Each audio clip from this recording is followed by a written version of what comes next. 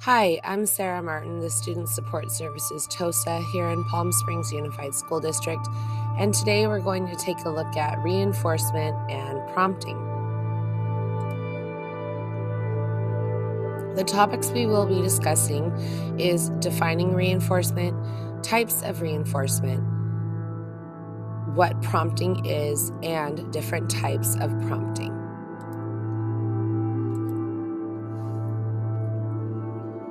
Before we begin, I want to point out that problem behaviors are a form of communication, and that at its foundation, behavior is communication. Reinforcement can shape behavior, and only the student can determine what is reinforcing to them. Reinforcement is a process in which something positive is given following a desired behavior to increase the likelihood that the behavior will occur again. Reinforcement should be one of the first strategies we use to modify behavior. And reinforcement is the holy grail when it comes to building positive relationships and increasing positive learning outcomes. Simply stated, it is when we give something to increase behavior. When implementing the reinforcement intervention in your classroom, increase reinforcement for students who require additional support when it comes to exhibiting positive behaviors. A positive consequence, which increases the chances of the behavior occurring again, should be offered to the student. Whenever there is a need to teach a new positive behavior or maintain appropriate behaviors, we should implement this intervention. We can implement this intervention anywhere, at home, school, church, the park, at recess, and so many more places. And the reason that we use this intervention is to build the academic, social, emotional, and behavioral performance of students. Now let's look at the types of reinforcement. There is natural reinforcement, which is when positive behaviors are reinforced naturally by the outcome. An example of this is when we ask someone to hold the elevator for us, and the reinforcement is that the person holds the elevator for us. There's also social reinforcement. That is where positive behavior is reinforced by social interactions. An example of this is that the student enters the room quietly and the teacher gives the student a thumbs up.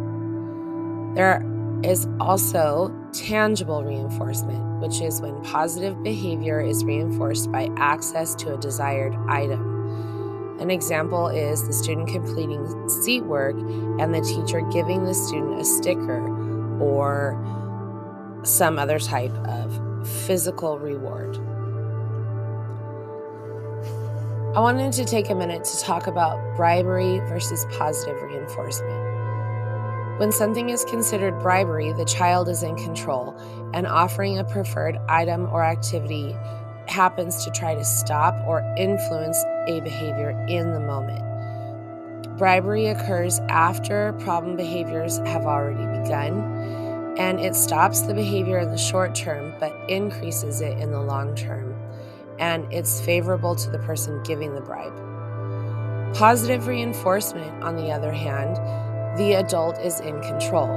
The preferred item is delivered contingently or after an appropriate behavior occurs. It increases, strengthens, and maintains the appropriate behavior long term, and it's favorable to the learner. Now, let's take a closer look at tangible reinforcement. Something is only a reinforcer if it increases the behavior that it follows. So, when we try to find reinforcers, we can do so through various ways. First is direct observations. Consider what the student talks about, what they gravitate towards, or what they like in order to find out what is reinforcing to them. We can also ask guardians or friends of the student. Ask them about the student's likes and dislikes. We can also directly ask the student about their likes and dislikes, what they would be doing if they were not in school, or what they might buy if they had money.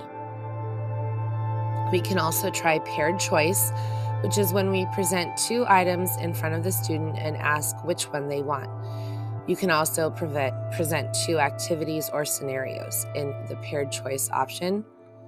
And we can also do the preference assessment interview, which is when we conduct a sit down with the student and ask a variety of questions about their preferences.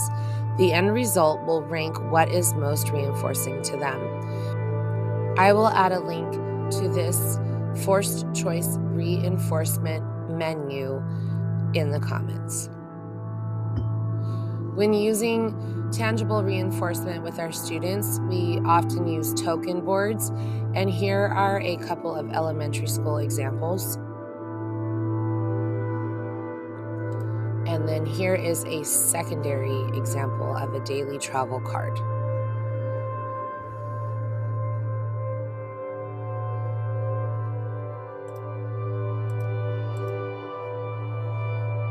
Also, I wanted to mention that the reinforcer can be escape. We can make what the student is trying to get out of the reinforcer by using things like get out of an assignment pass or take a walk out of class with a friend and adult pass. Other ideas could include like a do not disturb sign or uninterrupted time with my friend. Now let's talk about how to use reinforcement. We can use reinforcement with contingency. The student should only receive the reinforcer when the target behavior occurs. We want to make sure that we immediately give the student the reinforcement as soon as the target behaviors occur, and use a variety of preferred items so that the student does not get bored. Also, individualize the reinforcement. Every student is unique, and their reinforcers should be individualized based on their preference. It is important for us as educators to be consistent when implementing a reinforcement intervention. If you think about the ratio or schedule that we use to reinforce our students, they can be very dense, where every time the student performs the task we want them to, we reinforce them, or we can be intentional and thin the schedule out as needed. When we first begin implementing this intervention, it is possible and perhaps even likely that problem behaviors will continue to occur. So, if they do, stay calm and take a few deep breaths. If the behavior is not dangerous, wait for the student to de-escalate and make sure to keep others safe. Try to wait and look for a behavior that you can reinforce. Now let's take a look at prompting. Prompting is an evidence-based teaching method. It is efficient and effective, and it provides instructions to students. It maximizes their success and increases their generalized use of target skills. Prompting is a procedure designed to reduce incorrect responses, and it includes any help given to students that assists them using a specific skill. It's usually given by an adult or peer as students attempt new skills. Also, specific forms of assistance given before or as a student attempts to use a new skill is considered prompting. So let's look at some types of prompts. There are multiple types of prompts, which include visual, verbal, gestural, modeling, partial physical, and full physical. For our purposes in this video, we will be looking at visual, verbal, gestural, and modeling prompts. Here are some visual examples of visual prompts, and the description is that the teacher provides pictures of events that give the student information on how to use the target behavior or skill. First, next, then cards are very common visual prompts, as well as visual class schedules.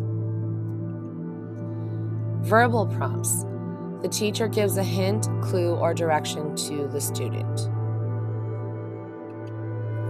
Gestural prompts include the teacher making a gesture to prompt the learner to use a target skill. Prompts should focus the student's attention. They should be least invasive as possible, and prompts should be faded. Prompt dependency occurs as a result of using prompts when they are not needed. Thank you so much for taking the time to watch this video. I hope that you have gotten some good information out of it. Please make sure to reach out if you have any comments or questions.